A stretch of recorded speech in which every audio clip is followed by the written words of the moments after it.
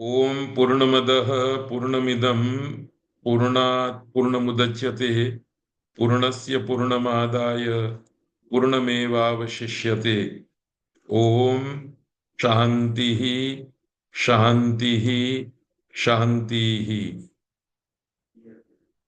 संस्कृत भाषा के सुप्रसिद्ध विद्वान आचार्य पाणिनि के तर्पण के लिए महर्षि वेद विज्ञान एकेडमी अहमदाबाद के द्वारा गुजराती भाषा तथा प्राच्य विद्या के सुप्रसिद्ध विद्वान प्रोफेसर भोगीलाल सांडेशला की स्मृति में उनके परिवार के द्वारा प्रायोजित अष्टाध्यायी अध्यापन सत्र के इस 24वें पाठ में फिर से एक बार आपका हार्दिक स्वागत है। पाठ प्रारंभ करें उससे पहले 21 और 18 प्रत्ययों का पाठ कर लेते हैं।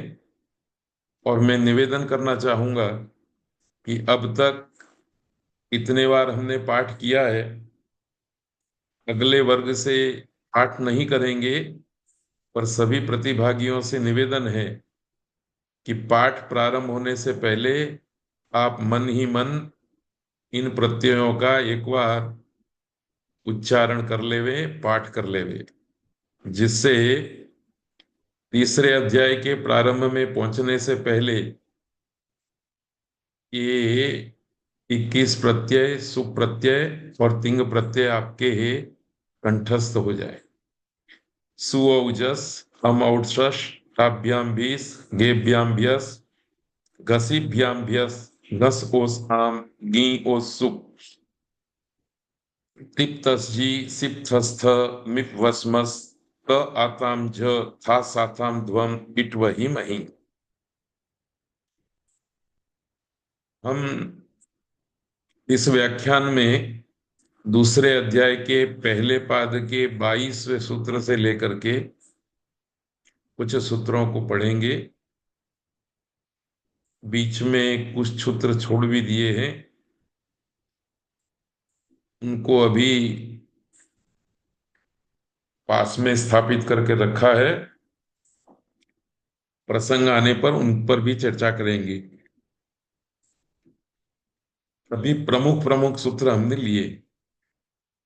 तत्पुरुषः द्विगुश्च द्वितीयाश्रितातीत पतित गतात्यस्त प्राप्तापन्नैः तृतीया तत्कृतार्थेन गुणवचनेन पूर्व सदृश समोनार्थ कलह निपुण मिश्र श्लक्ष्णैः कर्तृकरणे कृता बहुलम चतुर्थी तदर्थार्थ बली हित सुख रक्षितैः पंचमी भयेन सप्तमी शौण्डैः पूर्वकालैक सर्वजरत पुराण नव केवलाः समानाधिकरणेन। यहां तक हम आज पाठ करेंगे, ये हमारा संकल्प है। देखते हैं कहां तक हम पहुंच पाते हैं। बाकी के सूत्रों पर आगामी वर्ग में विचारणा होगी। आज का पहला सूत्र है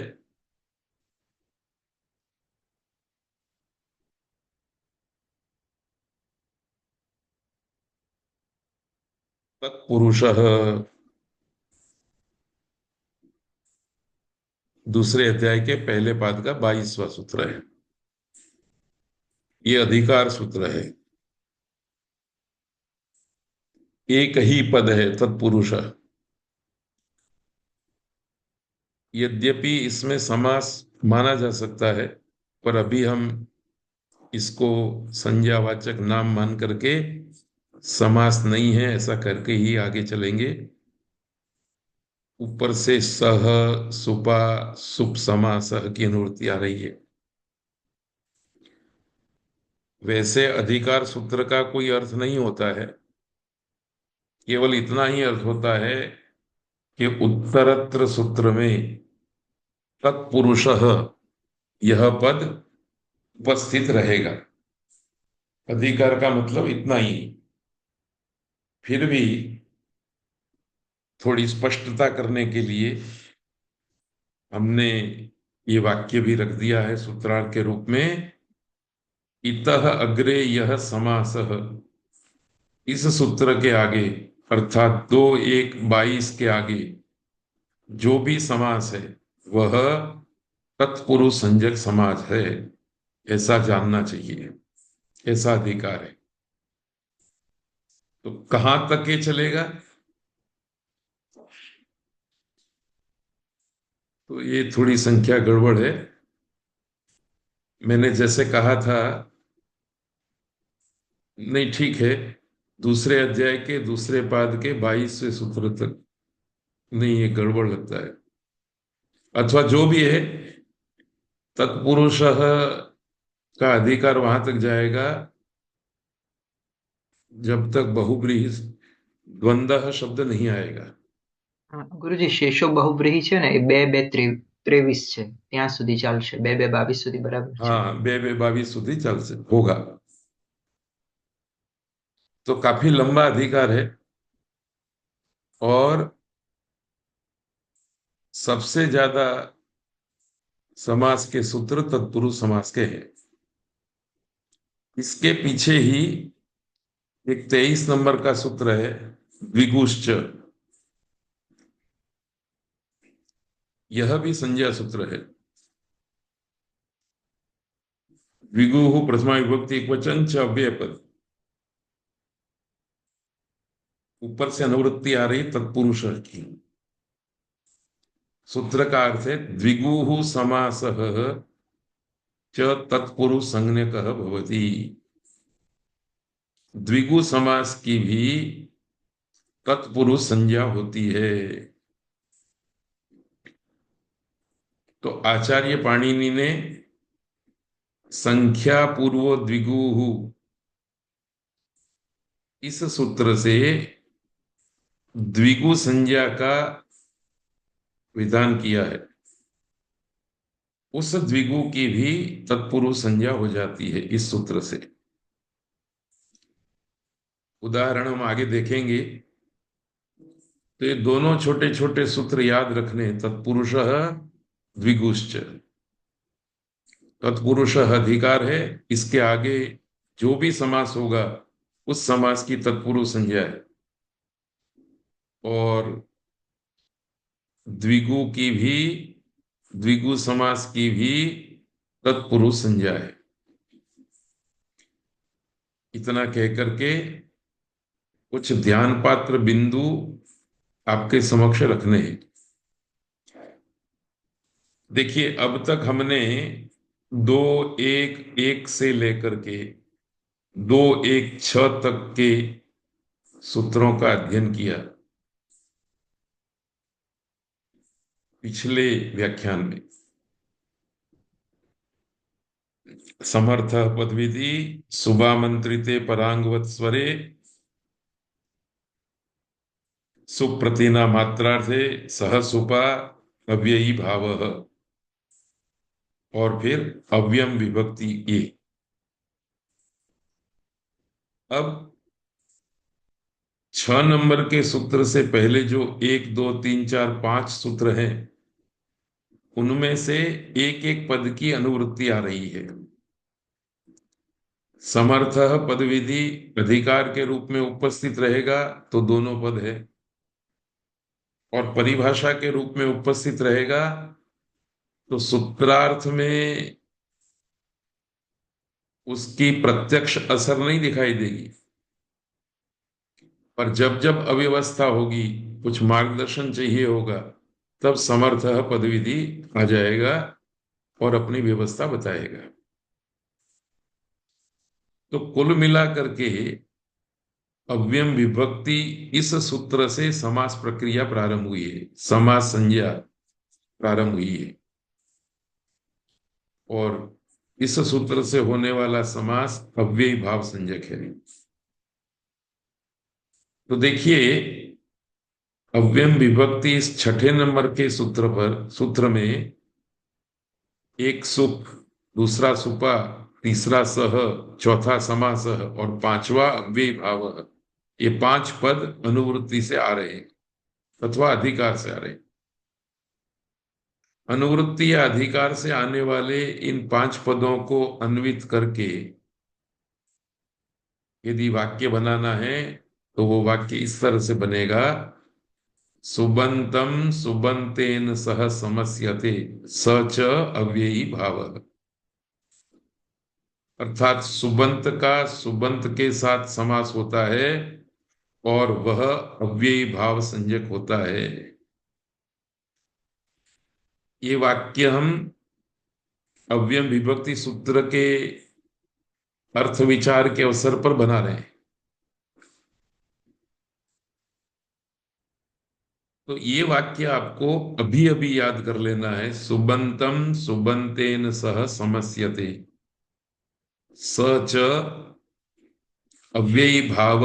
अभी हमने बोला, आगे चल करके क्या होगा?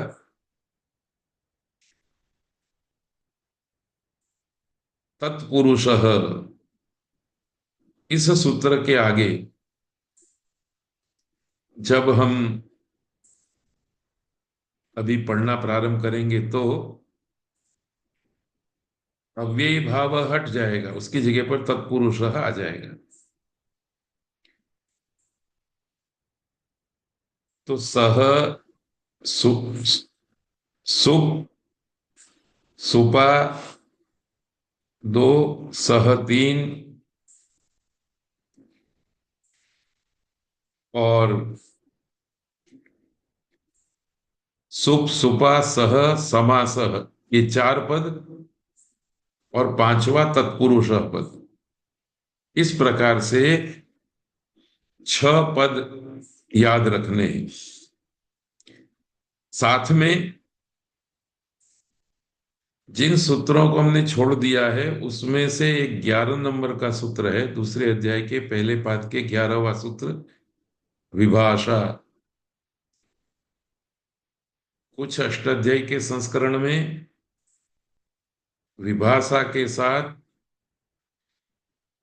और भी पद साथ में रखे हुए हैं, एक लंबा सूत्र है। उसी सूत्र का योग विभाग करके एक सूत्र बनाया गया है, विभाषा। तो अभी आपको यह याद रखना है कि 2 1 11 के बाद विभाषा शब्द का भी अधिकार चलता है। तो 2 1 12 से लेकर के दूसरे अध्याय के दूसरे पाद की समाप्ति तक प्रत्येक सूत्र में विभाषा पद भी उपस्थित रहेगा। तो इस तरह से अब आगे जिन सूत्रों को हमें पढ़ना है उसमें गिन करके रखिए। सुप सुपा सह समासह, इन पदों के साथ विभाषा पद भी बढ़ गया, 5वां पद। और छठा हमने जैसे कहा था,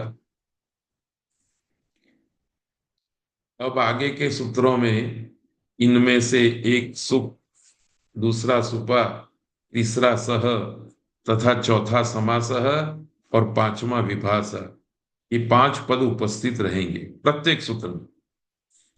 और छठे पद के रूप में क्रमशः तत्पुरुष आएगा, द्वंद्व आएगा और बहुब्रीहि आएगा। तत्पुरुष का अधिकार पूरा होगा तो बहुब्रीहि ही आएगा, बहुब्रीहि का अनुवृत्ति अधिकार पूरा होगा तो द्वंद्व आएगा। तो ये सुप सुपा सह समासह विभाषा, इन 5 पदों के साथ तत्पुरुष छठा पद, तत्पुरुष हट जाएगा तो छठा पद द्वंद्व, द्वंद्व हट जाएगा तो छठा पद बहुब्रीहि ही। ये 6 पद प्रत्येक सूत्र के अंदर उपस्थित रहने वाले हैं।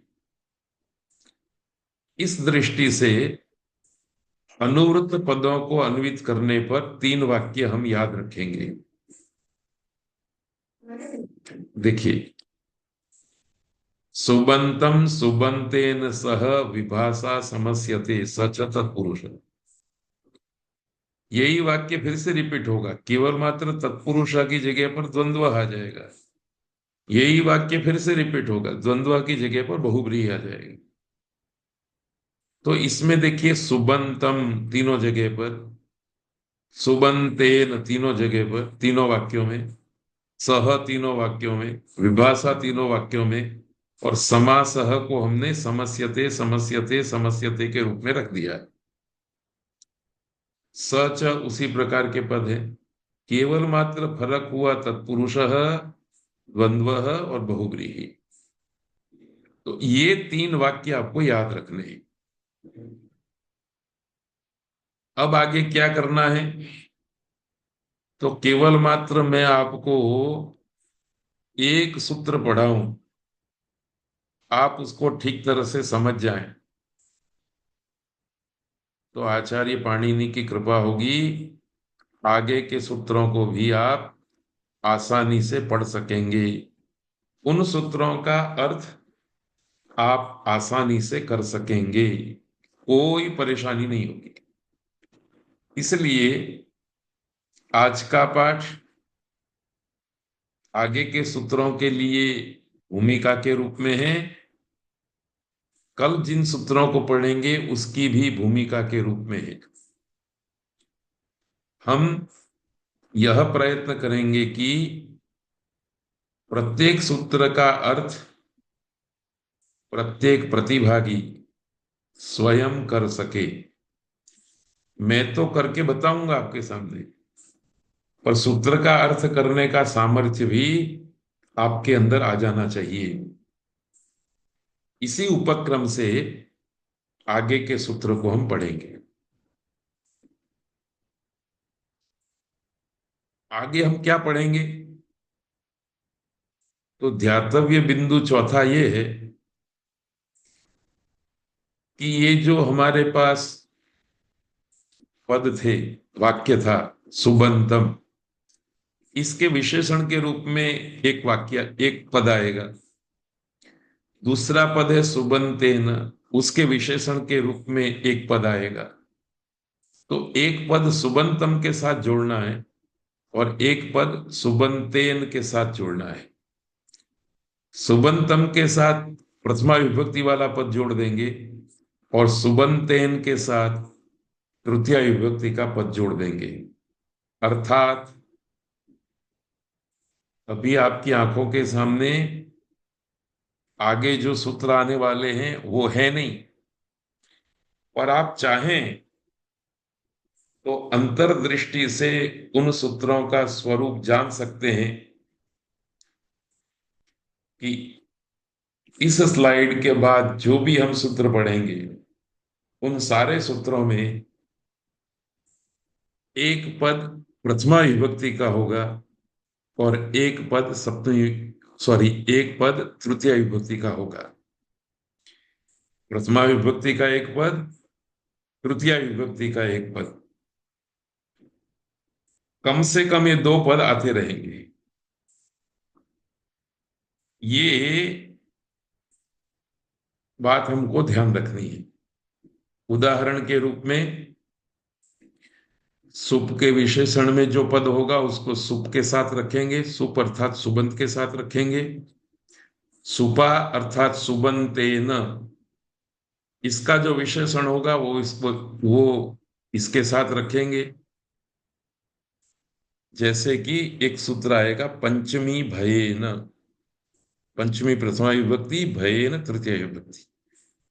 पंचमी प्रथमा विभक्ति है, पंचमी पद प्रथमा विभक्ति का है, इसलिए ये सुप का विशेषण है, पंचमी सुबंतम। और भयेन ये तृतीय विभक्ति है, इसलिए सुपा का विशेषण है, तो भयेन सुपा, पंचमी सुबंतम भयेन सुपा सह समस्यते सच तत्पुरुष। देखो ये सूत्रार्थ हो गया। तो पंचमी भयन इस सूत्र के अंदर पंचमी प्रथमा विभक्ति वाला पद है, इसलिए सुप का विशेषण है, और भयन तृतीया विभक्ति है, इसलिए सुपा का विशेषण है। इसी तरह से हमको सुप का विशेषण सुप के साथ और सुपा का विशेषण सुपा के साथ रखते जाना है, सूत्रार्थ अपने आप आ जाएगा।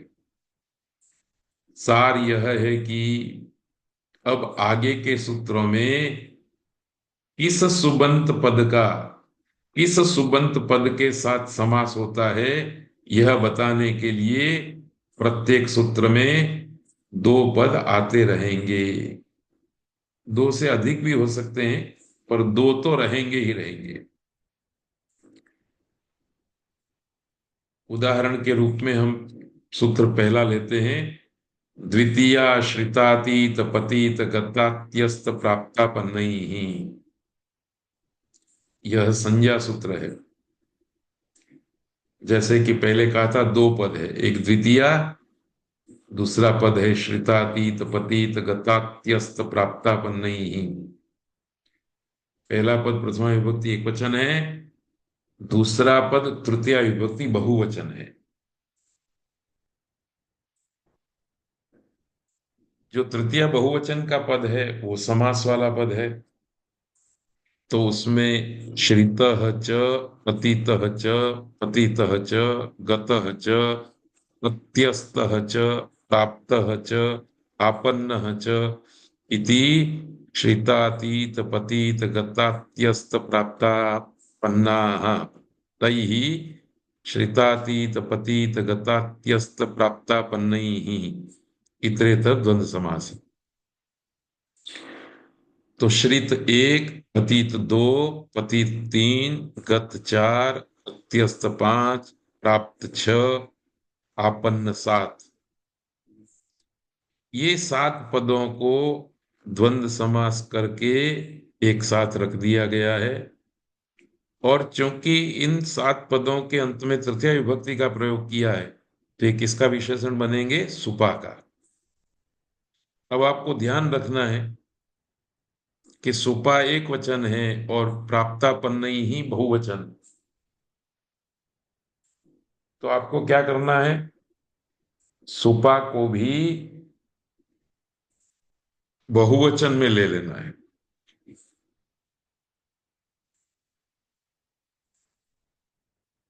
सुपा का अर्थ हमने किया था सुबंतेन। अनुवृत्ति सुख की आ रही है, प्रथमा विभक्ति एक वचन का पद है, उसमें अंत शब्द को डाल करके सुबंतम ऐसा पद बनाया गया। सुपा में भी अंत शब्द को डाल करके सुबंतेन ऐसा तृतीयांत पद बनाया गया। अब ये प्रश्न होता है कि पाणिनि ने अपने मुख से सुप कहा और सूत्रार्थ में हम सुबंतम कह रहे हैं, ये अंत शब्द कहां से आया? तो मैं आपको स्मरण करा दूं, अष्टाध्यायी के पहले अध्याय के पहले पाद में हम एक सूत्र पढ़ चुके हैं, येन विधिस् तदन्तस्य। उस सूत्र का अर्थ जिस विशेषण से विधि किया जाता है वह तदंत का ग्राहक होता है, वह तदंत का बोध कराता है। तो सुप का निर्देश करके जो विधि किया गया है वो सुबंत का बोध कराएगा। सुपा शब्द कह करके जो विधि कहा गया है वह सुबंतेन का बोध कराएगा। तो देखिए, आपको याद रखना है, हम अपनी ओर से कोई शब्द नहीं डालते हैं। अनुवृत्ति से प्राप्त हुआ पद सुप है, अर्थ में हमने सुबंतम किया है। ये फेरफार करने के लिए हमारे मन में येन विधिस् तदन्तस्य ऐसा एक सूत्र है। इसलिए जो हम पाठ पढ़ चुके हैं उसको विस्मरण में नहीं रखना है, उसको भी स्मरण में रखना है। विशेष रूप से अष्टाध्यायी के पहले अध्याय के पहले पाद के जितने भी सूत्र हैं, उन सूत्रों को ठीक तरह से समझ लेना है। इसलिए हमने बड़ा विस्तार से शनै शनै उन सूत्रों का अध्ययन किया है, क्योंकि बाकी के सूत्रों में पाणिनि जो अर्थ रख चुके हैं, उस अर्थ को पाने के लिए परिभाषा सूत्रों का, संज्ञा सूत्रों का, अतिदेश सूत्रों का, अधिकार सूत्रों का हमें सहयोग लेना पड़ता है। तो सहयोग तो तब लेंगे जब हमको उन सूत्रों का स्मरण होगा। सार रूप से मैं आपको याद दिला दूं, पाणिनि ने अपने वचन में सब कुछ कह दिया है। हमें अपनी ओर से कुछ भी नहीं डालना है। जो भी डालना है वो डालने वाले पदार्थ, बढ़ाने वाले पदार्थ, पद पाणिनि ने किसी न किसी सूत्र के द्वारा निर्दिष्ट कर दिए हैं, अधिकृत कर दिए हैं, उपदिष्ट कर दिए हैं। तो पाणिनि खुद आ करके अंत शब्द को यहां रख गए हैं। ये आपने और मैंने नहीं रखा है। ऐसे ही सुबंतई ही, यहां तो सुपा है, यहां सुबंतई ही है। तो सुपा को परिवर्तित करके सुबंतई ही के रूप में हमने रखा है। तो हमने तो केवल प्रथमा की सॉरी एक वचन की जगह पर बहुवचन ही किया है, और अंत शब्द तो पाणिनि स्वयं आकर के बोल के गए। तो ये न विधि तदंतस्य सूत्र इसके पीछे पड़ा हुआ है। उसके कारण हमने सुपा का अर्थ सुबंतेन लिया है, सुप का अर्थ सुबंतम लिया है। तो मुझे लगता है कि मेरी इस स्पष्टता से आपके मन में उठने वाला प्रश्न कि अनुवृत्ति में सुप पद है, हमने सुबंत पद क्यों रखा है, इसका समाधान हो गया होगा।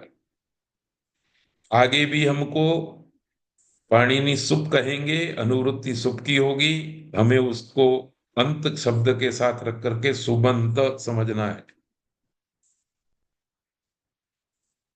तो सूत्र का अर्थ है द्वितीयांतम सुबंतम श्रित अतीत पतित गत अत्यस्त प्राप्त आपन्न इत्येतैः समर्थैः सुबन्तैः सह विकल्पेन समस्यते स च तत्पुरुषः।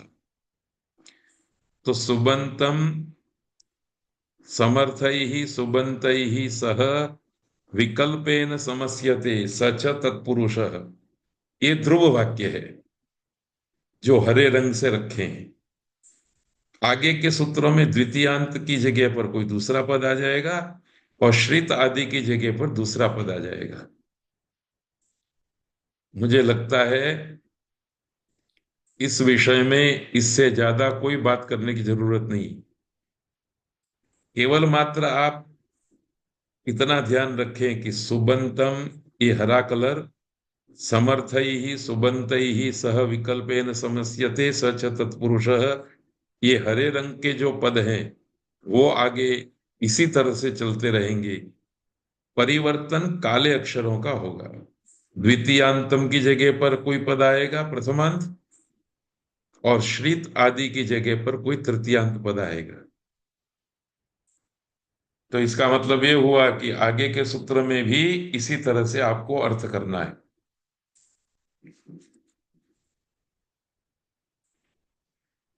हिंदी में सूत्रार्थ देख लेते हैं। द्वितीयांत सुबंत का श्रित अतीत पतित गत अत्यस्त प्राप्त आपन्न, इन समर्थ सुबंतों के साथ विकल्प से समास होता है और वह समास तत्पुरुष संज्ञक होता है।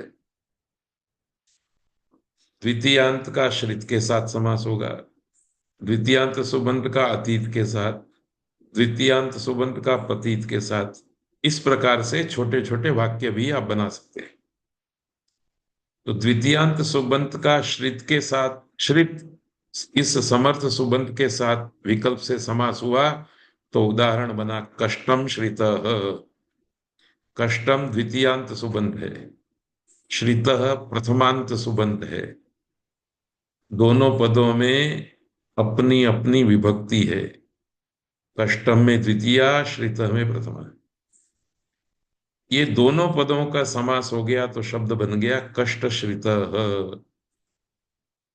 कष्टम में जो द्वितीय विभक्ति थी वो नहीं रहेगी, श्रितः में जो प्रथमा विभक्ति थी वो नहीं रहेगी। पहले चरण में दोनों विभक्तियां चली जाएंगी, समास होते ही शब्द बनेगा कष्टश्रित। इस कष्टश्रित की समास संज्ञा होने के कारण समास संज्ञा के फल के रूप में प्रातिपदिक संज्ञा होगी। सूत्र याद कीजिए, कृत तद्धित समासाश्च। कृत प्रत्यांत शब्द की, तद्धित प्रत्यांत शब्द की और समास संज्ञक शब्द की प्रातिपदिक संज्ञा होती है। तो कष्टश्रित की प्रातिपदिक संज्ञा हो गई, और जैसे ही प्रातिपदिक संज्ञा हो गई, प्रातिपदिक संज्ञा के फल के रूप में सुख 21 प्रत्ययों की प्राप्ति हो गई।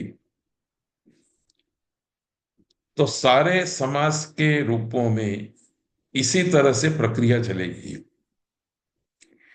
आज का हम पाठ पूरा कर लेते हैं।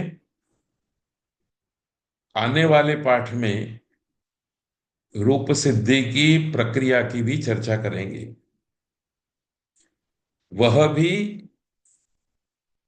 एक रूप सिद्धि की प्रक्रिया आपके सामने रखेंगे, उसी के अनुसार आप सारे समास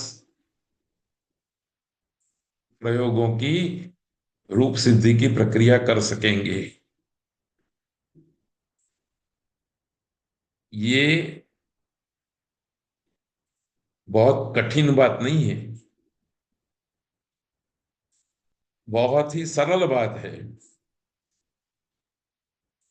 अब इससे सरल व्याकरण के सूत्र अथवा व्याकरण की बात क्या हो सकती है। तो मैं फिर से याद करा दूं कि सुबंत का सुबंतों के साथ विकल्प से समास होता है, और वह समास तत्पुरुष संज्ञक होता है। ये सामान्य वाक्य है। हर सूत्र के अंदर ये वाक्य आने वाला है। परिवर्तन कहाँ होगा? सुबंत के विशेषण के रूप में एक प्रथमांत पद आएगा, और समर्थ सुबंतों के साथ इसके विशेषण के रूप में कोई तृतीयांत पद आएगा, और कुछ समास के प्रयोग की व्यवस्था करके जाएगा। अरण्यमतीतः अरण्यातीतः, यहां भी वही बात है। अरण्य इस द्वितीयांत का, अतीत इस समर्थ के साथ समास हो गया। कूपम पतितः, उपपतितः, नगरम गतः, नगर गतः।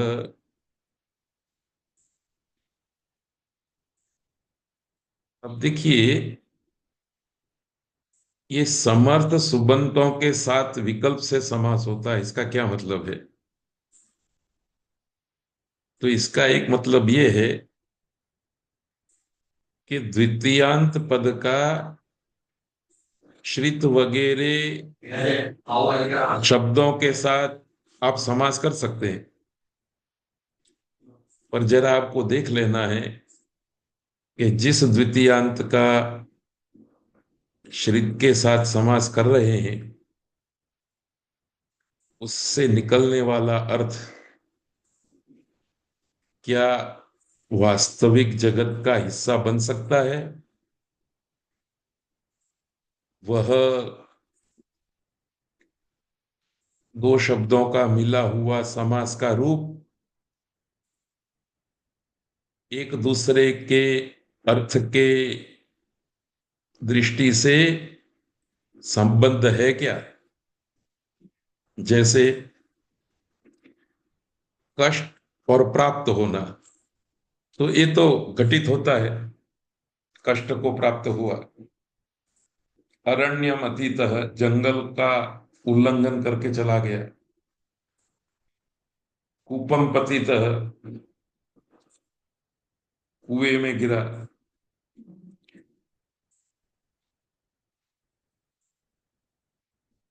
तरंगान अस्त्यस्तः, तरंगों में फेंका हुआ।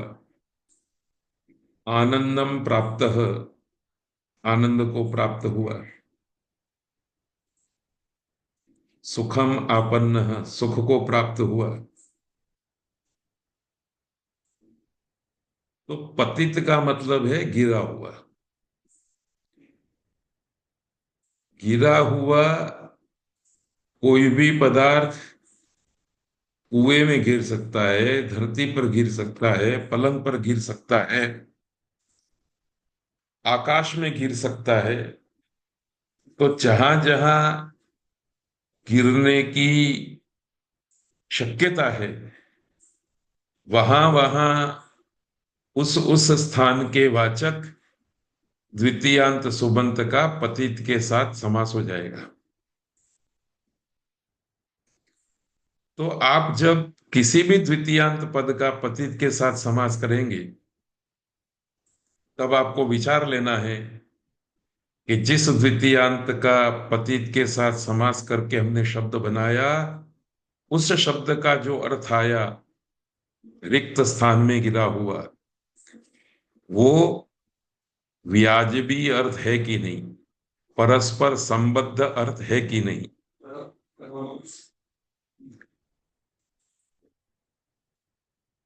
जैसे उपम पतितः तो ठीक है, पर कोई समास बना दे पितृ पतितः, पितरम पतितः, पितृ पतितः, तो पिता में पड़ा हुआ। तो ये व्यवहारिक बात नहीं लगती है, इसलिए ऐसे प्रयोगों को समर्थ नहीं मानेंगे, और ऐसे प्रयोग करके हम द्वितीय तत्पुरुष समास का प्रयोग नहीं करेंगे। और भी ऐसे कई उदाहरण विचारे जा सकते हैं। संक्षेप से कहें तो कोई भी द्वितीयांत पद आ सकता है पतित के साथ समास करने के लिए, पतित के साथ समास करने के लिए, श्रित के साथ समास करने के लिए। पर यह देखना है कि जिस द्वितीयांत का श्रित आदि के साथ समास किया है, वो समास हो जाने के बाद जो अर्थ प्राप्त हो रहा है, वो अर्थ समर्थ तो है, एक दूसरे के साथ संबद्ध तो है। द्वितीयांत पद श्रित के साथ पारस्परिक मेल रखता है या नहीं रखता है? रखता है तो समास हो जाएगा, नहीं रखता है तो समास नहीं होगा। इसलिए आगे के सूत्रों में वारंवार यदि हम समर्थ शब्द न भी रखें, तो भी आपको याद रखना है कि समर्थता होगी तभी सुबंतों के साथ समास होगा। समर्थता नहीं होगी तो समास नहीं होगा। इस बात को हम इस तरह से भी कह सकेंगे कि ये जो समर्थ की परीक्षा करनी है ना, वो चैतन्य के द्वारा करनी है। और द्वितीयांत सुबंत का श्रित सुबंत के साथ विकल्प से समास होता है, ये मशीन की बात है। मशीन ने तो ये बात बना दी कि द्वितीयांत सुबंत का श्रित सुबंत के साथ समास होता है। पर विचारशील व्यक्ति, चैतन्य संपन्न ज्ञानी व्यक्ति नक्की करेगा कि ये मैं जो समास कर रहा हूं वो समर्थ है कि नहीं। यदि समर्थ होगा तो समास हो जाएगा, समर्थ नहीं होगा तो समास नहीं होगा। तो मानो कि अष्टाध्यायी का मशीन बनाना हो तो आर्टिफिशियल इंटेलिजेंस आपको रखना पड़ेगा। हम कह सकते हैं कि समर्थ शब्द का प्रयोग आर्टिफिशियल इंटेलिजेंस के रूप में रखा है पाणिनि ने। वो जब तक परमिशन नहीं देगा तब तक द्वितीयांत का श्रित के साथ समास नहीं होगा, द्वितीयांत का प्रतीत के साथ समास नहीं होगा। तो ये थोड़ी बात पाणिनि ने उस जमाने में किस प्रकार की विचार दृष्टि से व्याकरण शास्त्र का संयोजन किया है, उसका एक ये स्पॉट, द्वीप, टापू, ये भी जानने और समझने जैसा है, ये भी अनुभूति के योग्य है। तो सारे सूत्रों के अंदर ये समर्थ पद निश्चित करता है कि ये समास आप कर सकते हैं या नहीं कर सकते हैं। यह बात भी समझ में न आई हो तो मैं एक और बात कह करके फिर आगे हम बढ़ेंगे कि किसी भी द्वितीयांत का श्रित के साथ समास नहीं होगा। तो किसका होगा? जो समर्थ होगा। ये इस प्रकार की व्यवस्था से व्याकरण शास्त्र जड़ नहीं परंतु चेतन हो जाता है। व्याकरण शास्त्र, पाणिनीय व्याकरण शास्त्र रूपी यंत्र निर्जीव नहीं रहता, अचेतन नहीं रहता, सचेतन हो जाता है। तो जैसा कोई जीव पशु पक्षी प्राणी के रूप में या मनुष्य के रूप में चैतन्य लिए हुए बैठा रहता है, वो मशीन की तरह व्यवहार नहीं करता। वो एक संवेदना रखता है और उस संवेदना के आधार पर सब कुछ अनुकूल होते हुए भी कभी कभी व्यवहार को रोक देता है। आप कल्पना कीजिए कि मशीन में आपका हाथ गया तो मशीन ये नहीं कहेगा कि वो मेरे मालिक का हाथ है, इसको मैं कोई हानि न पहुंचाऊं। वो तो मालिक का हो, नौकर का हो, इंजीनियर का हो, मशीन बनाने वाले का हो, किसी का भी हो। वैसा जड़ मशीन ये नहीं है व्याकरण शास्त्र जो पाणिनि ने बनाया है। ये तो ऐसा है कि द्वितीयान पद के साथ श्रित वगैरह पद आएगा और चैतन्य प्रकट होकर के सामर्थ्य की परीक्षा कर देगा। सामर्थ्य यदि हुआ तो समास हो जाएगा, नहीं हुआ तो मशीन रुक जाएगा, समास का प्रोडक्शन नहीं होगा, समास का पद नहीं बनेगा। मुझे लगता है कि इतनी बात काफी है, आगे बढ़ते हैं। स्मर्तव्य है कि आपको इसी तरह से एक एक उदाहरण को लेकर के समझ बनानी है। कष्टम श्रितः, कष्ट श्रितः, यहां कष्टम इस द्वितीयांत सुबंत का श्रितः इस सुबंत के साथ समास हुआ है। अब समर्थ शब्द नहीं बोला है हमने, पर वो अंतर्निहित है, ये भी याद रखना है। इस समास की तत्पुरुष संज्ञा है, क्योंकि इस प्रयोग में द्वितीयांत सुबंत का सुबंत के साथ समास हुआ है, इसलिए इस तत्पुरुष समास को द्वितीया तत्पुरुष भी कहा जाता है। ये द्वितीया तत्पुरुष पाणिनि व्याकरण की संज्ञा नहीं है, ये कहने से कोई फल नहीं मिलेगा। तत्पुरुष आचार्य पाणिनि की कही हुई संज्ञा है, उसका फल मिलेगा। पर ये तो हमने अपने व्यवहार के लिए बनाया हुआ शब्द है द्वितीया तत्पुरुष। तो ये भी बात आपको याद रखनी है कि जब आप किसी को तत्पुरुष कहेंगे, किसी को द्विगु कहेंगे, किसी को कर्मधारय कहेंगे, किसी को अव्ययी भाव कहेंगे, तो वो संज्ञा यदि पाणिनि ने की है तो उसका फल मिलेगा कोई न कोई। पर व्यवहार चलाने के लिए आपने ऐसा कोई शब्द बना दिया है, द्वितीया तत्पुरुष, तृतीया तत्पुरुष, चतुर्थी तत्पुरुष, तो उस संज्ञा शब्द से कोई फल मिलने वाला नहीं है, क्योंकि ये हमारे और आपके द्वारा बनाया हुआ संज्ञा शब्द है, पाणिनि के द्वारा बनाया हुआ नहीं है। तो ये बात भी आपको याद रखनी है।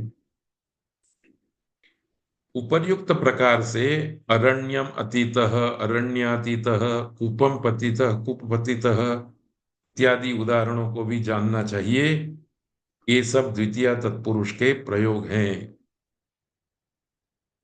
एक और बात जो यहाँ लिखी हुई नहीं है पर हम पढ़ करके आए हैं, उसका भी स्मरण कर लेना यहाँ जरूरी है। रूप सिद्धि की प्रक्रिया में इस बात को सूत्र के साथ हम समझाने का यत्न करेंगे। हमने अष्टाध्यायी के पहले अध्याय के दूसरे पाद में एक सूत्र पढ़ा था, प्रथमा निर्दिष्टम समास उपसर्जनम, और उस सूत्र को पढ़ते हुए उदाहरण के रूप में हमने देखा था कि समास के विधान करने वाले सूत्र में इस सूत्र को यदि हम दृष्टि समक्ष रखते हैं तो क्या कहेंगे? द्वितीया श्रितातीत पतित गतात्यस्त प्राप्तापन्न ही, इस सूत्र में जो पद प्रथमा विभक्ति से निर्दिष्ट है अर्थात द्वितीया, उस पद की उपसर्जन संज्ञा होती है। तो ये द्वितीया शब्द जो सूत्र के अंदर पढ़ा गया है और उसका अर्थ हमने सूत्र में द्वितीयांतम सुबंतम कहा है, तो ये द्वितीयांतम सुबंतम की उपसर्जन संज्ञा है। द्वितीयांत सुबंत की उपसर्जन संज्ञा है, इसलिए अभी 2-3 पाठ के बाद एक सूत्र आएगा, उपसर्जनम पूर्वम। समास में उपसर्जन पद का पूर्व में प्रयोग होता है, इसलिए सारे उदाहरणों में कष्टम श्रितः, कष्टम इस द्वितीयांत का पूर्व प्रयोग हुआ है। अरण्यम अतीतः, अरण्य का पूर्व प्रयोग। कूपम पतितः, कूप का पूर्व प्रयोग।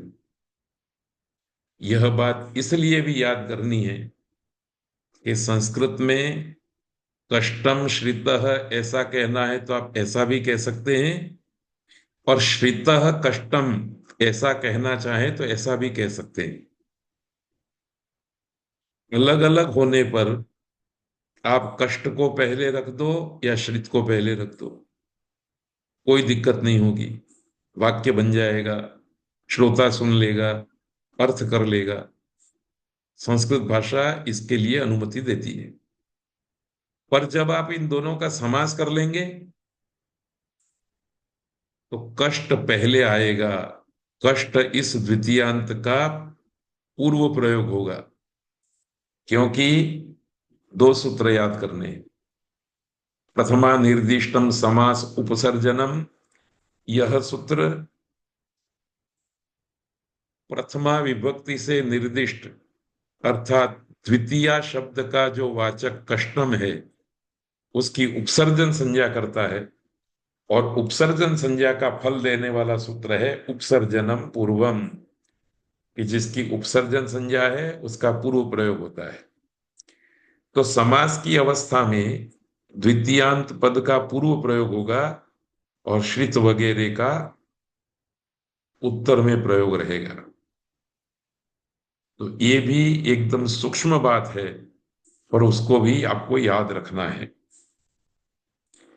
इसलिए विग्रह वाक्य में आप किसी भी पद को आगे पीछे रख सकते हैं, और समास वाले पद में किसको आगे रखना है, इसकी व्यवस्था इस प्रकार से दी गई है। प्रथमा निर्दिष्टम समास उपसर्जनम सूत्र से प्रथमा विभक्ति से निर्दिष्ट पद की उपसर्जन संज्ञा कर दी गई है, और उपसर्जन का पूर्व में प्रयोग करना है, ये विधि कर दिया गया है।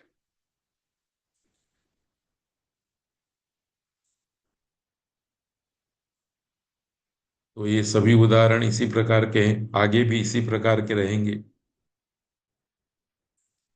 दूसरी बात एक याद रखनी है कि समास एक प्रकार की वृत्ति है।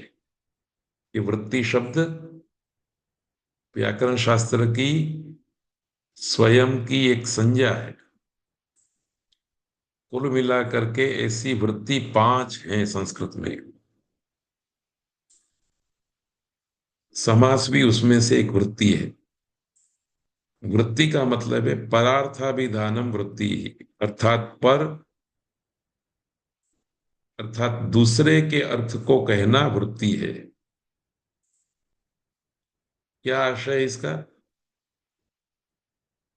कि भाई विग्रह वाक्य में आप एक अर्थ कह रहे हो, उसी अर्थ को समास वाला पद अर्थ कह रहा है, तो विग्रह वाक्य की जगह पर समास का प्रयोग करेंगे तो अर्थ वही का वही रहेगा।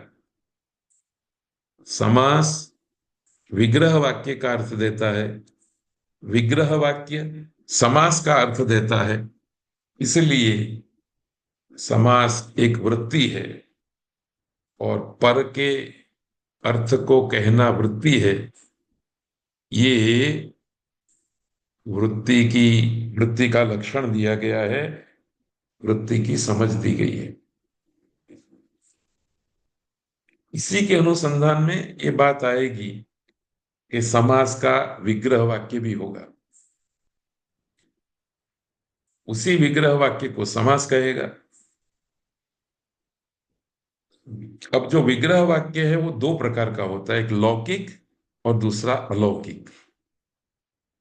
लौकिक विग्रह वाक्य का मतलब है कष्टम श्रितः। इस प्रकार कष्ट शब्द के द्वितीय विभक्ति एक वचन का रूप कष्टम, और श्रित शब्द का प्रथमा विभक्ति एक वचन का रूप श्रितः, ये लौकिक विग्रह हो गया।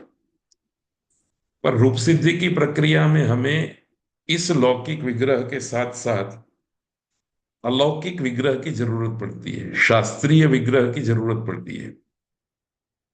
उसका मतलब यह है कि कष्ट ये प्रातिपदिक है, प्लस करके हम द्वितीय विभक्ति एक वचन का अम प्रत्यय रखेंगे। श्रितः ये प्रथमा विभक्ति का पद है। अलौकिक विग्रह में हम श्रित प्लस सु रखेंगे, सु औजस हम औजस, उसमें से पहला प्रत्यय सु। तो लौकिक विग्रह वाक्य का स्वरूप कैसा होगा? कष्टम श्रितः। और अलौकिक अर्थात शास्त्रीय विग्रह वाक्य का स्वरूप क्या होगा? कष्ट प्लस अम श्रित प्लस सु। तो रूप सिद्धि की प्रक्रिया कष्ट प्लस अम श्रित प्लस सु इससे शुरू होती है। इसकी विशेष चर्चा हम आने वाले व्याख्यान में करेंगे, 25वें अथवा 26वें में। तो अभी आपको ये याद रखना है कि समास एक प्रकार की वृत्ति है, अर्थात विग्रह वाक्य का प्रयोग करके आप अपनी बात कह सकते हैं, और उसी बात को आप समास कह के कह सकते हैं। और जो विग्रह वाक्य है वो लौकिक विग्रह और अलौकिक विग्रह के रूप में दो प्रकार का है। अब एक आगे सूत्र और पढ़ते हैं। तृतीया तत्कृतार्थेन गुणवचनेन। अब आप अभी तक हमने जो पढ़ा है ना उसको आप याद रखिए। यह भी संज्ञा सूत्र है। तृतीया तत्कृत, इसमें विभक्ति आई थी पर लुप्त हो गई। कौन सी विभक्ति आई थी? तृतीया। तो यही समझ लीजिए कि तत्कृत भी तृतीया विभक्ति वाला पद है, अर्थेन तृतीया विभक्ति वाला, गुणवचनेन तृतीया विभक्ति वाला है। हमने पहले कहा था कि अब आगे के पदों में, आगे के सूत्रों में सुबंतम का विशेषण आएगा, और सुबा अर्थात सुबंतेन, सुबंतम का विशेषण आएगा और सुबंतेन का विशेषण आएगा। तो प्रथमा का एक पद, तृतीया का एक पद। यहाँ तृतीया के तीन पद है। तेन कृतम तत्कृतम, तृतीया तत्पुरुष समास है। गुणम उक्तवान गुणवचन, तेन गुणवचनेन, ये उपपद तत्पुरुष है। सूत्र का अर्थ है तृतीयांतम सुबंतम तत्कृतेन गुणवचनेन अर्थ शब्देन च समर्थेन सुबंतेन सह विभाषा समस्यते स च तत्पुरुषः। तो हरे अक्षरों के शब्दों को आप देखिए, सुबंतम, समर्थेन सुबंतेन सह विभाषा समस्यते स च तत्पुरुष। इस सुबंतम के विशेषण के रूप में तृतीयांतम पद आ गया। पहले सूत्र में द्वितीयांतम था, यहां तृतीयांतम आ गया। आगे चल करके चतुर्थ्यंतम आएगा, आगे चल करके पंचम्यंतम, और आगे चल करके सप्तम्यंतम, और सबसे अंत में षष्ठ्यंतम।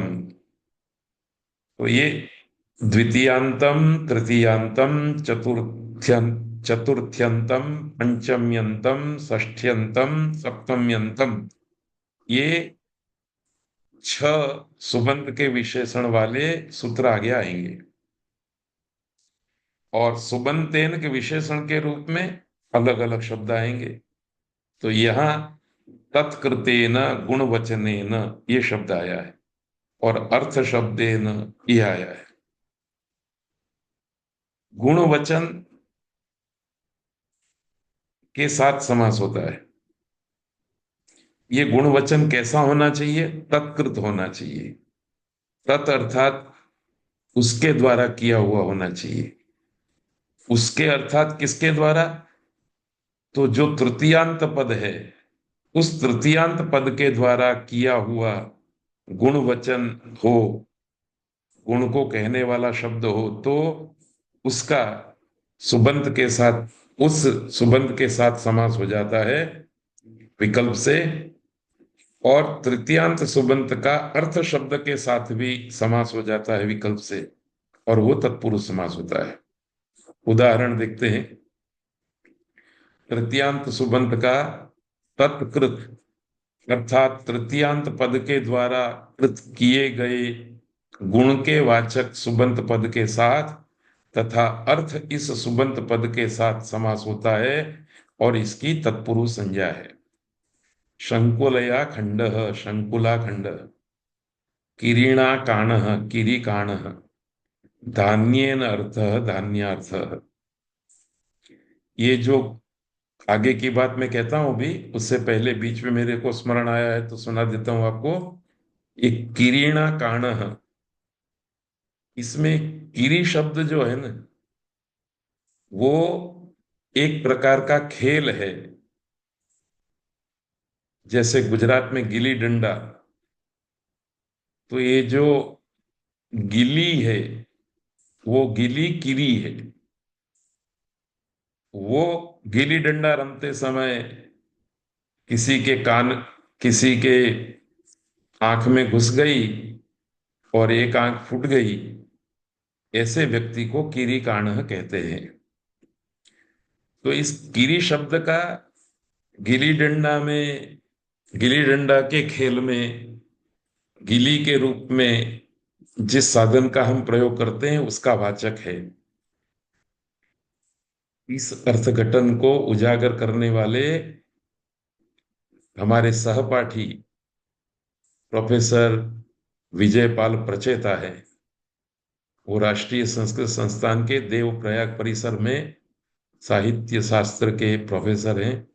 बड़े विद्वान हैं, बहुत उन्होंने स्वाध्याय करके रखा है, और पतंजलि विश्वविद्यालय के संशोधन, पुस्तकों के संशोधन का कार्य भी वो संभालते हैं।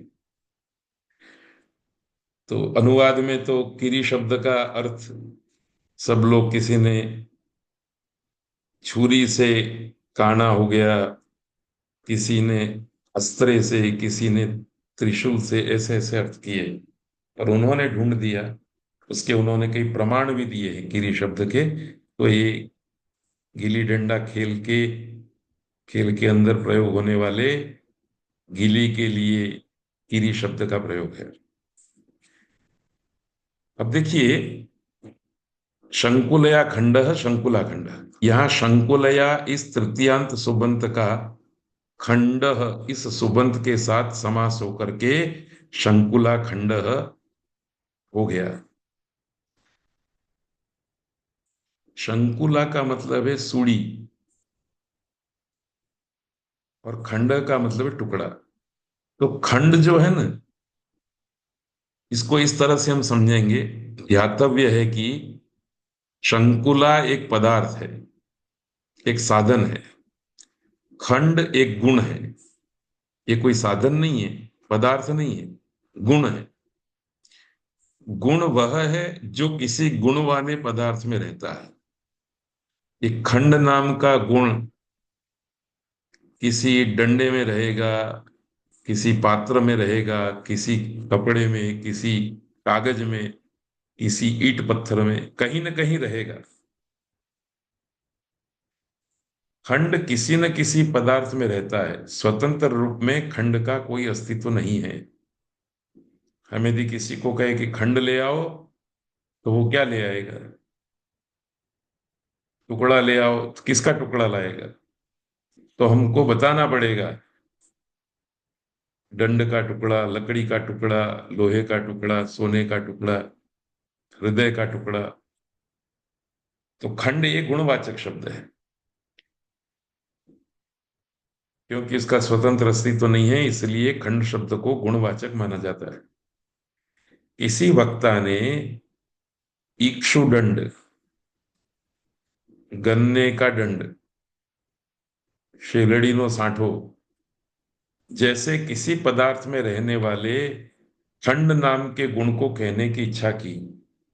साथ ही इस खंड नाम का गुण जिस साधन की सहायता से इक्षुदंड में रखा जाना है, उस साधन के रूप में वक्ता ने शंकुला की विवक्षा की।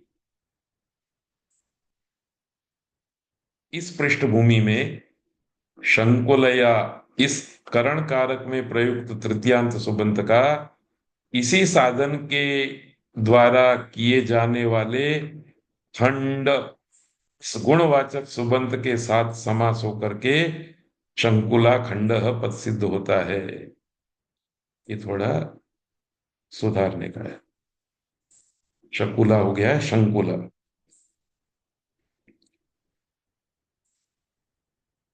इसी तरह से दूसरा जो उदाहरण दिया था, किरीणा काण है, तो किरी भी एक प्रकार का साधन है, और काण, काना, ये गुण है। ये आपको पशु में दिखाई देगा, मनुष्य में दिखाई देगा, गाय में, कुत्ते में, बिल्ली में। अकेला काण कहीं नहीं दिखाई देगा। तो किरी रूप साधन से काण नाम का गुण कहा कहा गया है। इसलिए किरीणा इस तृतीयांत का काण इस गुणवचन शब्द के साथ समास हो गया, तो शब्द बना किरीटाण। धान्येन अर्थ, धान्यार्थ, इसके लिए भी सूत्र में व्यवस्था की गई है। गुणवचनेन के साथ अर्थेन, ऐसा शब्द भी प्रयोग है। सूत्र में दूसरा शब्द अर्थेन है। तो यहां धान्येन अर्थ, इस प्रकार धान्येन इस तृतीयांत सुबंत का अर्थ इस सुबंत के साथ समास होकर के धान्यार्थ, यह पद सिद्ध हुआ है। ये सभी उदाहरण तृतीया तत्पुरुष के हैं, क्योंकि पूर्व पद तृतीय विभक्ति वाला है। इसी परंपरा में एक सूत्र और है,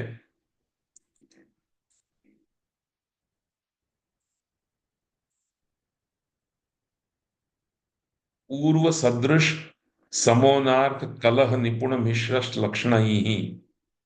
इसमें अकेला तृतीया विभक्ति वाला ही पद है, प्रथमा विभक्ति वाला पद नहीं है। तो मैंने आपको कहा था कि हर सूत्र के अंदर दो पद तो चाहिए ही, एक प्रथमा विभक्ति का और एक तृतीय विभक्ति का। तो इस सूत्र के अंदर तृतीया इस पद की अनुवृत्ति आ रही है पूर्व सूत्र से, वो प्रथमा का पद है। तो यहां पाणिनि ने तृतीया पद बोला नहीं है कंठ से, पर अनुवृत्ति के द्वारा उपस्थित है। तो सूत्र का अर्थ कैसे किया? तृतीयांतम सुबंतम पूर्व सदृश सम उनार कलह निपुण मिश्र श्लक्ष्ण, इन सुबंतों के साथ विकल्प से समास को प्राप्त होता है और वह तत्पुरुष समास होता है।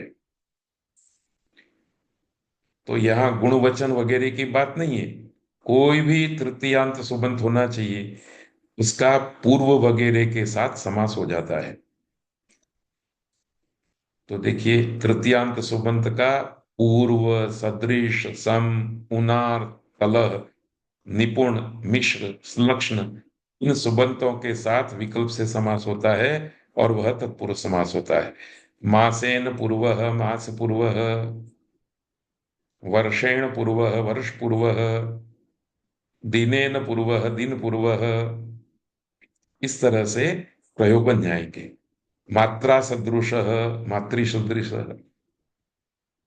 उनार्थ में उन का अर्थ है न्यून कम, तो कार्षापणेन ऊनम, एक कार्षापण से कम रुपया। तो 99 पैसे मानो के हो और 1 पैसे की कमी हो, तो पैसे के साथ उन शब्द का समास करके रुपये कम शब्द का प्रयोग कर सकते हैं। तो पैसे का वाचक कार्षापण शब्द है ऐसा ही मान लीजिए। तो कार्षापणोनम रुप्यकम, एक कार्षापण से कम है ऐसा रुपया, पूरा रुपया नहीं, उस रुपये में एक कार्षापण कम है। वाचा कलह वाक कलह, ये विद्वानों की सभा में होता है। लाठी से झगड़ा नहीं होता, वाणी से झगड़ा होता है। वाचा निपुण वांग निपुण, गुडेन मिश्र गुड़ मिश्र, आचारेण श्लक्ष्ण आचार श्लक्ष्ण, आचार से अच्छा। तो ये सामान्य सूत्र ही है, पूर्व सदृश वगैरह के साथ तृतीयांत का समास हो जाता है। पर पूर्व सदृश सम, ये 3 प्रयोग प्रायः संभाषण में जरूर पढ़ते हैं, उसके समान उसके सदृश उससे पहले। तो इन 3 प्रयोगों के कारण हमने इस सूत्र को इसी समय पढ़ने की लिस्ट में रख दिया है। एक और सूत्र देख लेते हैं, कर्तृकरणे कृता बहुलम। कर्तृकरणे सप्तमी विभक्ति एक वचन का रूप है, कृता तृतीय विभक्ति एक वचन का रूप है, बहुलम प्रथमा विभक्ति एक वचन का रूप है। बहुलम एक विशेष शब्द है, उसका अर्थ भी बताएंगे। कृता तृतीया वाला पद है, प्रथमा विभक्ति वाला पद ऊपर से अनुवृत्त होकर के आ रहा है तृतीया। कर्तृकरणे विशेष पद है जो सप्तमी विभक्ति का है, अर्थ का निर्देश करने वाला है।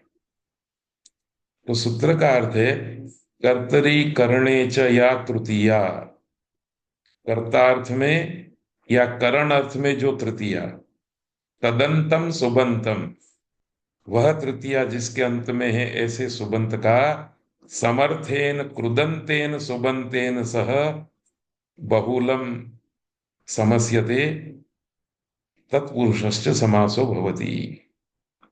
अर्थात कर्ता तथा करण अर्थ में वर्तमान तृतीयांत सुबंत का समर्थ कृदंत सुबंत के साथ बहुल करके समास होता है और वह तत्पुरुष समास होता है।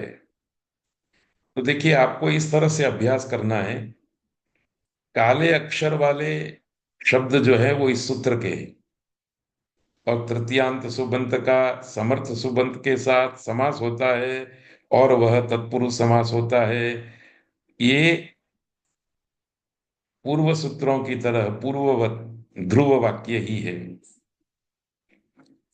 सुबंत कैसा होना चाहिए? कृदंत होना चाहिए। और तृतीयांत पद कैसा होना चाहिए? कर्ता अर्थ में वर्तमान होना चाहिए या करण अर्थ में वर्तमान होना चाहिए, ये शर्त रख दी है। उदाहरण है अहीनाहतः। इस वाक्य में अहीना तृतीय विभक्ति एकवचन वाला पद कर्ता है।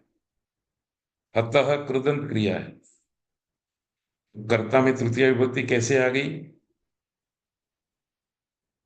तो ये हमने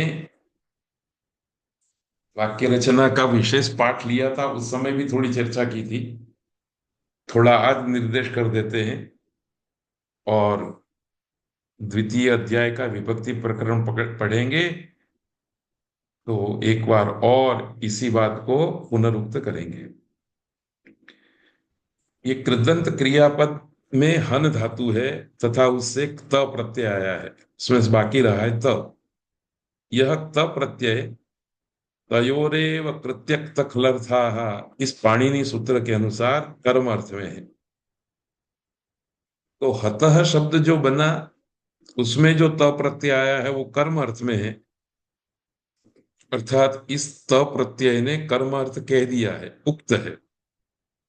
परंतु कर्म कर्ता अर्थ अनुक्त है, कर्ता अर्थ नहीं कहा। इसलिए अनुक्त कर्ता में कर्तृकरणयोः तृतीया सूत्र के अनुसार तृतीया विभक्ति हुई है। कर्म उक्त हो गया तो ऐसे वाक्य में उक्त कर्म में प्रथमा विभक्ति आएगी। कर्ता अनुक्त है इसलिए तृतीय विभक्ति आई अहीना। तो कर्ता अर्थ में वर्तमान अहीना, इस हरिणा की तरह अही शब्द का तृतीय विभक्ति एक वचन रूप अहीना। अही मतलब सांप। इस तृतीयांत सुबंत का अतः इस समर्थ कृदंत सुबंत के साथ बहुल करके समास होता है और वह तत्पुरुष समास होता है। जब समास हो जाता है तब अही हतः रूप सिद्ध होता है। तो ये भी कोई बहुत कठिन बात नहीं है, आसानी से समझी जा सकती है। अहीना हतः की तरह ही दात्रेण लुनः आदि प्रयोग है, परंतु इसमें जो लवन क्रिया है उसमें दात्र साधकतम के रूप में विवक्षित है, इसलिए वह करण कारक है। तो दात्रेण में जो तृतीय विभक्ति हुई है वो करण कारक में है। इसलिए इस प्रयोग की दृष्टि से हम कहेंगे करण कारक अर्थ में वर्तमान दात्रेण इस सुबंत का लूनः इस समर्थ कृदंत सुबंत के साथ समास होता है और समास होकर के शब्द बनता है दात्र लूनम। परशुना छिन्न परशु छिन्न, नखैर निर्भिन्न नख निर्भिन्न। तो परशु नख ये करण कारक है। ये छोटा सा भेद है जो आपको सूक्ष्म रूप से विचार करने पर ही पता चलेगा। अहीना हतः में अही ये साधन नहीं है, करण कारक नहीं है, ये कर्ता है। और यहां परशु ये कर्ता नहीं है, ये परशु करण कारक है। नख कर्ता नहीं है, नख तो करण कारक है। किसी बालक ने नख के द्वारा किसी वस्तु को तोड़ दिया गया, फोड़ दिया गया, तो तोड़ने फोड़ने वाला कर्ता तो बालक है, नख तो साधन है। इसलिए नख में जो तृतीय विभक्ति है वो करण अर्थ में है। तो जब भी करण अर्थ में तृतीया होगी और कर्ता अर्थ में तृतीया होगी और उसके बाद कृदंत सुबंत होगा तो समास हो जाएगा। कोई भी सुबंत होगा तो समास नहीं होगा, कृदंत सुबंत होना चाहिए। और कृदंत का मतलब है धातु से कृत प्रत्यय होकर के बना हुआ शब्द। ये कृत प्रत्यय कौन से हैं इसको जानने के लिए हम तीसरे अध्याय को पढ़ेंगे। तब जानकारी होगी। तो ये प्रयोग भी काफी प्रचलन में रहते हैं, इसलिए इस सूत्र को पढ़ना है। इस सूत्र में बहुल की बात कही है कि ये समास विकल्प से नहीं होता, बहुल से होता है। तो ये केवल मात्र अतिरिक्त जानकारी के लिए है। क्वचित प्रवृत्ति ही क्वचिद अप्रवृत्ति ही, क्वचित विभाषा क्वचिद अन्य देव, विधेर विधानम बहुधा समीक्ष, चातुर्विधम बाहुलकम वदंती। अर्थात कहीं पर विधि के प्राप्त न होने पर भी विधि का हो जाना बहुल है, कहीं पर विधि के प्राप्त होने पर भी विधि का न होना बहुल है, कहीं पर विधि का विकल्प से होना बहुल है, और कहीं पर और ही कोई विधि कहा है और हुआ कोई विधि और है। इस प्रकार से विचित्र विधि का हो जाना वो भी बहुल है। इस प्रकार से बहुल चार प्रकार का होता है। वास्तव में ये बहुल शब्द का प्रयोग वेद के संदर्भ में रूप सिद्धि की प्रक्रिया बताते हुए पाणिनि करते हैं। तो वेद में ये चार प्रकार के बाहुलक वाली विधि आपको दिखाई देगी। बाकी जो हमारी प्रशिष्ट संस्कृत भाषा है उसमें तो ज्यादा से ज्यादा विकल्प वाले प्रयोग मिलेंगे या फिर नित्य प्रयोग मिलेंगे। क्या कहा मैंने? ध्यान से सुनिए। अष्टाध्यायी के अंदर जितने भी विधि कहे हैं वो तीन प्रकार के हैं। एक नित्य विधि है, एक विकल्प विधि है, और एक बाहुल्यक विधि है। नित्य विधि का मतलब है ऐसा करना ही है आपको। विकल्प विधि का मतलब है आप ऐसा भी कर सकते हैं और ऐसा भी कर सकते हैं, दो पक्ष दिए जाएंगे। और तीसरा बाहुल्यक विधि है, जिसके चार स्वरूप आपके सामने प्रस्तुत किए हैं। ये बाहुल्यक विधि प्रायः वेद के अंदर होता है, वैदिक भाषा में होता है, लौकिक भाषा में नहीं। तो कभी कभी आपको कोई पूछे कि वेद की भाषा में और महर्षि वाल्मीकि, व्यास, कालिदास आदि की भाषा में क्या फर्क है, तो उसका एक उत्तर ये भी दिया जा सकता है कि लौकिक भाषा में बाहुल्यक विधि होता है और प्रशिष्ट संस्कृत के अंदर नित्य या विभाषा, दो प्रकार का ही विधि प्रवर्तित होता है। अब देखिए, ये आपको गृह कार्य के लिए सूत्र दे रहा हूं। आने वाला पाठ हम एक बार फिर से इन सूत्रों से करेंगे। चतुर्थी तदर्थार्थ बलिहित सुख रक्षित ही। चतुर्थी प्रथमा विभक्ति का पद है। तदर्थार्थ बलिहित सुख रक्षित ही तृतीय विभक्ति का पद है। तृतीया को सुपा के साथ जोड़ देना है, चतुर्थी को सुपंत के साथ जोड़ देना है और अर्थ करना है। आप कीजिए अर्थ। स्लाइड में ये सारी बातें पड़ी हुई है, आप पढ़ लेंगे तो चलेगा, पर आपको प्रैक्टिस करनी है। जहां आप रुक जाएं वहां फिर ये स्लाइड देखने का प्रयत्न कीजिए, अन्यथा आपकी नजरों में केवल यही सूत्र रहना चाहिए, चतुर्थी तदर्थार्थ वाला ही, पाणिनि का वचन ही रहना चाहिए। और इस वचन के आधार पर इस प्रकार का सूत्रार्थ आप प्राप्त करने का सामर्थ्य प्राप्त कर लें, ये हमारी कामना है, ये हमारी शुभकामनाएं हैं। इसी तरह से ये विशेष बात है, वो अगले वर्ग में विचार करेंगे। एक सूत्र है पंचमी भयेन। इसमें भी पंचमी प्रथमा विभक्ति, भयेन तृतीय विभक्ति, दो ही पद। तो बाकी सब हरे हरे पद है। पंचम्यंत और भय दो पद विशेष है। इसका उदाहरण भी देख लीजिए। इसी तरह से सप्तमी शौंडई, सप्तमी प्रथमा विभक्ति क्वचन, शौंडई तृतीय। इसमें भी वही बात है।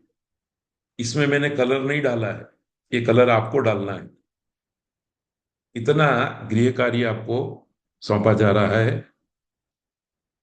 बस इसी के साथ हम वर्ग पूरा करते हैं। ये सूत्र जो है वो आने वाले सत्र में पढ़ेंगे। तो सब लोगों का धन्यवाद करते हुए आज का वर्ग पूरा करते हैं। गुरुवार के दिन सायंकाल को फिर मिलेंगे। तब तक के लिए सबको शुभकामनाएं। धन्यवाद।